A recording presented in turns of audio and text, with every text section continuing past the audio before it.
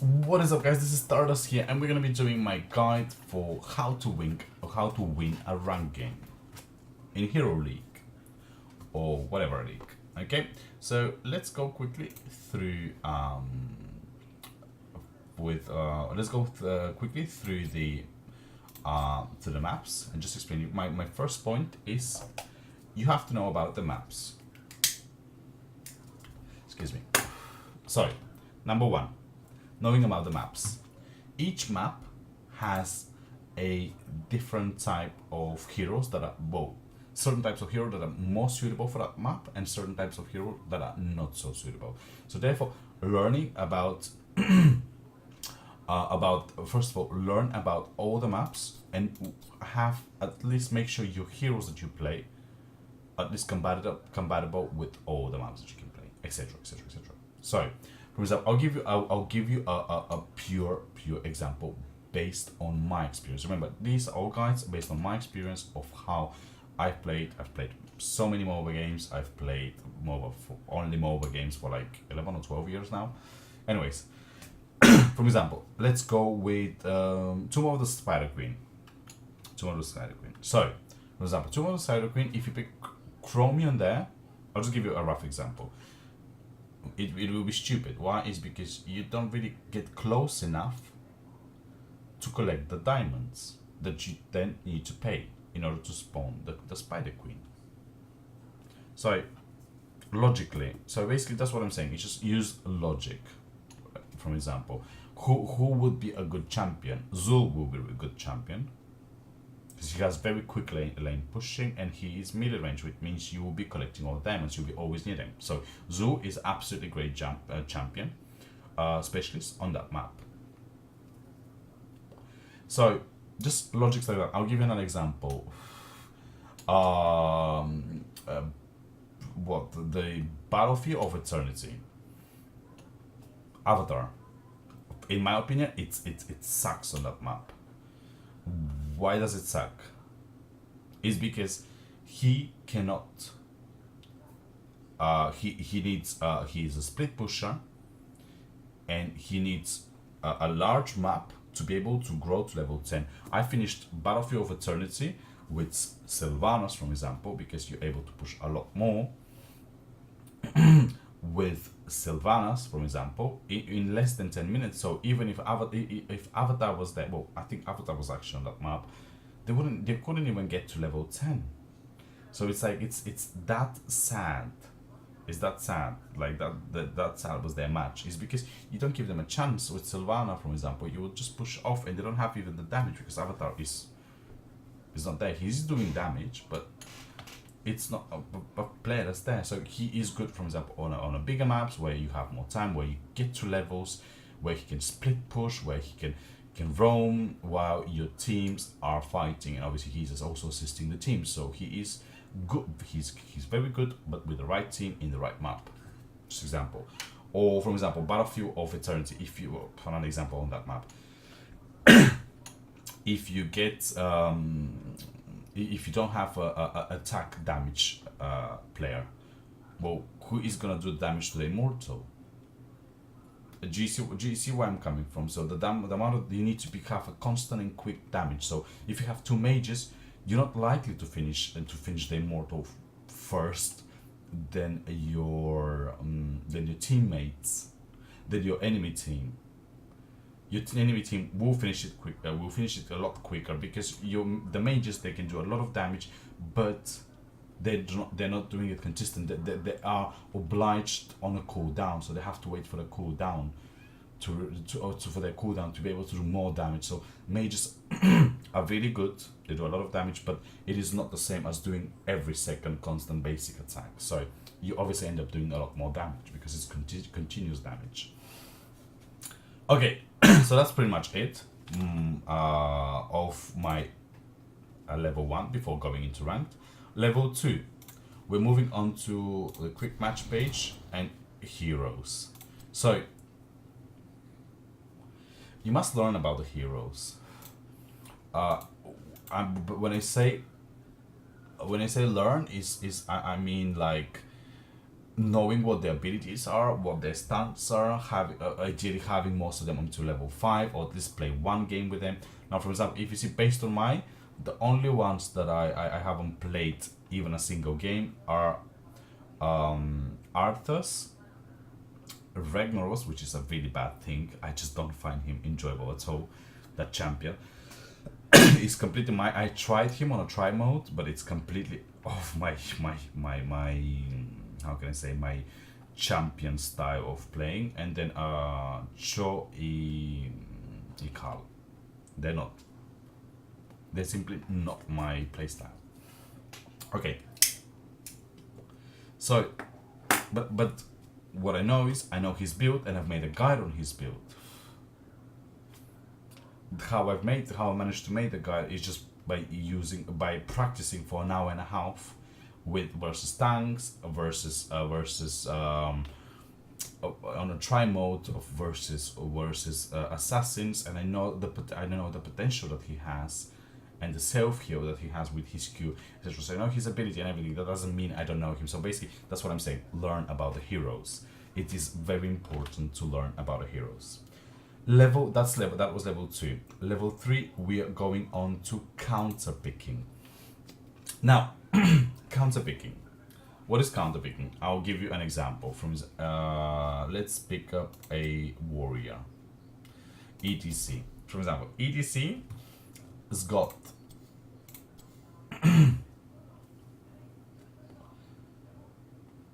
abilities. Let's have a look. Abilities. Ability is the mash pit, where it makes you sort of dance and sort of stunts you for 4 seconds. Well, if the enemy team has ETC, what I'm gonna do? Well, I'll pick up right wing as support, or I'll pick up somebody with a stun from range. So with Brightwing's W, with Brightwing's W, the polymorph. So basically, what it does is the target is slowed by 25%, and cannot attack, and is silenced, making them unable to cause to apply. So basically, you turn him into a little squirrel or whatever. Basically, what I'm trying to say is you counter his ultimate. So if you see they pick up ETC, you obviously go with something competitive that you would be able to counter. So you think about the gameplay. Oh, what do I need? So this is what counter picking means. Of course, so I'll pick up a support that has a stun. So for example, I can't pronounce her name, but she is really good with her stun. So you'll be easily able to land your stun and make sure he is stunned, and you interrupt your ultimate. So this is how you win a fight. You don't just go in and waste your abilities. No. You wait for them and make sure you use your abilities properly to secure kills, or for moments like that. Not just go in and use your abilities so they will cool down. I wouldn't do that. So yeah. So counter picking is very important. Level 4 of my guide is getting to know your heroes. For example, once you experience, obviously I own all the heroes, so I'm lucky enough to be able to own in all the heroes in 2 months. So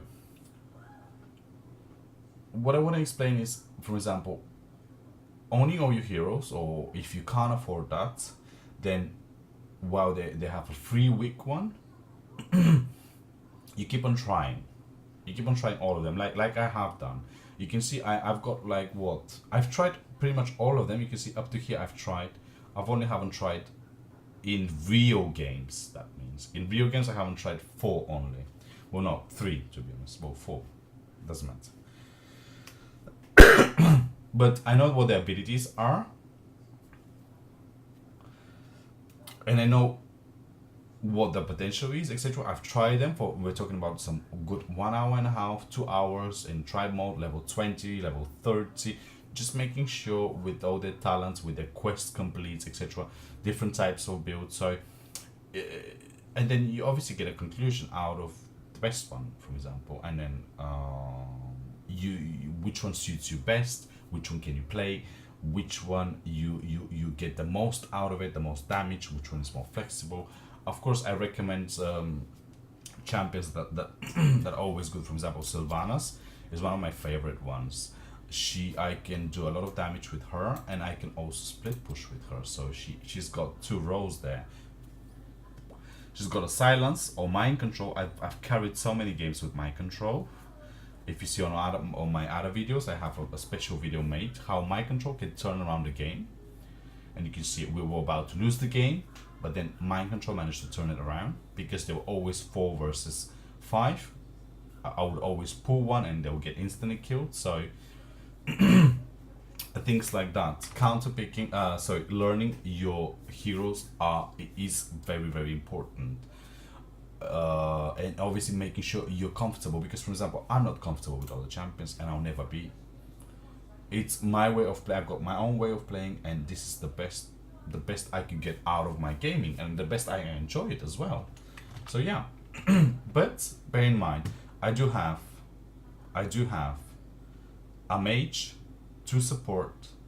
I've got 4 supports. It's usually my favorite role. I've got 2 mages. I've got 1 specialist. I've got 1 DPS, and I've got tank that's level 9 as well. I've got an assassins that I feel very comfortable to play. I've got, here is my specialist again, Zoo, that I can play. So I do have my heroes that I play the most, and that I feel very comfortable of playing. For example, they might not be the best one, but when I'm feeling comfortable with playing, when I know what damage they can do, when I know which players versus which they can kill, that makes me already a better player than the enemy team. Why? Is because most of the people just pick up, oh, I just turned level 5 that one. No. For example, Sylvana, before I went comfortable playing her, I think she was level 8 into ranked games. Before with Zoo, for example, his build is very easy, straightforward. So level 5, I already knew what to build him and how to build him. So things like that. Each champion will take a bit longer. Some of them level 5, you would know how to play them, and that's it. Like Tracer, for example, I don't know, it just clicks with me, but I only pick her up to counter. Like for example, if they pick up Chromie, I'll pick up Tracer, and I will be always with Tracer. I'll be always around Chromie, and I'll be killing her all the time. So that's how it is. That's how it is. Level 5 on my list. Level 5, make sure you do not flame. You're not being toxic, and you do not flame. Reason being is, I'll give you an example. For example, my matches are pretty much balanced. Win-loss, win-loss, win-loss. Oof, I've been having a bit too many losses over here. But they're quite balanced. But over here I had a really bad stake of losses. Where was it? Where is it? Ah, there we go, over here. I had like 6 losses in a row. So what I did is, I've stopped playing. I was obviously, we had the tropics. I'll give you an example. So you can see, where was it? Over here.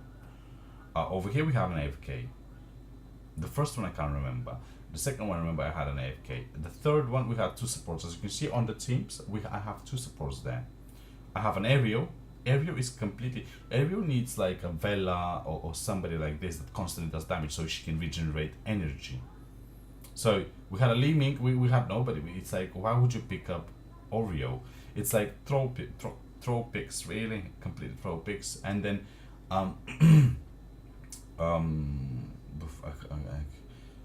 what happened to that one over here? Oh yeah, of course. In the Garden of Terror, of course, we had a Chromie that was constantly being assassinated with the Nova. So you can see they picked up the Nova, and they won. Of course they would win because they're smart and they know. And not that Nova didn't leave Chromie, did nothing that game, because Nova was constantly focusing on her and killing her all the time. She had to just back off, and then she was AFK, and then it was 4 versus 5. So Chromie is a damage dealer, but yet we couldn't win at all. So that's what I'm talking about, knowing what your teams are. And of course, after the 6th loss, I obviously felt a bit like, okay, this can't be happening. And I've decided to stop playing. because I was getting a bit angry. I wasn't impacted. I wasn't being a really good. I didn't flame. I didn't insult anybody. But I was starting. I wanted to mention like a lot of things. For example, in the last game, I remember clearly we had that Nova, and I was like, we need an assassin to kill that Chromie. She never ever went behind and killed that Chromie. So she did nothing. I had me as a support, as a second support. I had a lot more damage. I had the best damage in the team in that game, as a support player, mind you, as a support player. Which is a bit sad because Nova was just like she probably turned her level 5, and I remember her build wasn't even like after level 7. After using an ability, your basic attack deals whatever damage. She didn't even pick that build. She was doing something completely weird and I don't know. She wasn't even focused on the right build. So that's what I'm saying. It's like, come on. After a certain amount of losses, I got a bit angry. So no, you can't play a game angry because it does affect you. A lot of people say, no, it's just a game. Well, yes, it's just a game. But when you have 6 losses or 5 or 4, which I'm pretty sure happens to everybody, you do get a bit angry. So make sure you just let it be and leave it by. Okay? So those are my 5. I think I did say 6, but I've already covered the competitive champions. So competitive champions, I just wanted to highlight that. Make sure you get comfortable with your champions and make sure the champions that you play, you can really play. And you know, for example, oh, if I'm playing Sylvana, if a Tracer come in, can I kill her? No, I can't kill her. So things like that. Well, I'm not gonna pick her up because I can't kill her 1 versus 1. Or if I get Nova, what can I do with that Nova versus their team? So things like that. Try and think before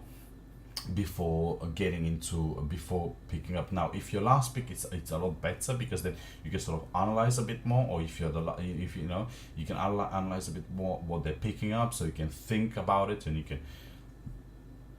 can then get the best out of it. But then if you are, of course, first pick, I usually first pick go with support. That's why I have so many supports at high levels, is also because with support, at least then we know what is gonna happen. At least my teams can pick up the tanks that are required, etc. So yeah, that's pretty much it, to be honest, guys. I hope you enjoyed my guide. Make sure you just click that subscribe button, because obviously that's what supports me being here with you guys, and I really hope I'll be able to remain here to make the videos for you guys. So yeah, and if you have any questions or any other if you have any other questions that probably I've missed, or anything that you have a doubt about, make sure you check out my videos. There are a lot of there's a champions guide list that I feel comfortable, that's my guide list. And there is also another of how you should play and what you should and should not play list as well. So there's some screenshots so there's some games that I've played based on, of course, on my experience of what you should do, what you shouldn't do, etc. So yeah, stay tuned for more videos, and thanks for subscribing. See you later.